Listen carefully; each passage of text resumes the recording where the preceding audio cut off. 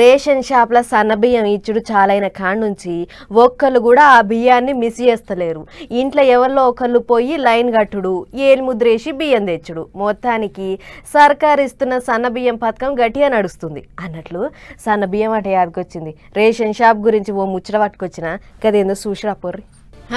ప్రజలారా ఇక పెద్ద పెద్ద బస్తాలు తయారు చేసుకోర్రి, ఎందుకంటే 3 నెలల రేషన్ సామాన్లు ఒకటేసారి ఇయ్యబోతుంది మన సెంటర్ సర్కారు. అవునంటే ప్రధానమంత్రి గరీబ్ కళ్యాణ్ అన్ యోజన కింద ఈ ఉపాయం చేస్తుంది.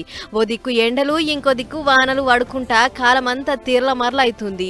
అందుకే జనాలను రేషన్ షాప్ల పొంటి తిప్పుడు అంత మంచిది కాదని సోచాయించింది సర్కారు. ఈ నిర్ణయం చేసింది. దీంతో ఏప్రిల్, మే ఇంకా జూను ఈ 3 నెలలకు సంబంధించిన సరుకులు దేశమంతా ఒకటేసారి తీసుకోబోతుంది. అంతేకాదు సర్కార్ గోదాంల బియ్యము, ఉప్పు, పప్పులు నిల్వలు శాన మటుకు పేరుకపోయినాయట.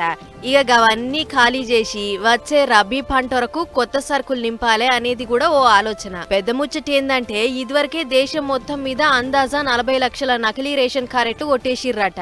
ఆ కొట్టేసిన దాంట్లో హర్యానా, రాజస్థాన్, ఉత్తరప్రదేశ్ అసొంటి రాష్ట్రాలలోనే ఎక్కువ కార్డులు పీకేసిర్రు అనేది అధికారులు చెప్తున్న లెక్కలు.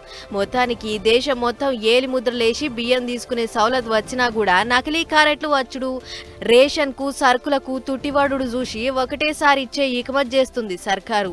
ఏదేమైనా ఎండలు అంతకంతకు పెరుగుతున్నాయి. అలా ఒకటేసారి 3 నెలల సరుకులు ఇచ్చుడంటే మంచి ముచ్చటే అని అనుకుంటుర్రు ఈ ముచ్చట చూసిన జనాలు. అట్లని 1-2 రోజులు ఇచ్చి బంద్ చేయరు సుమా.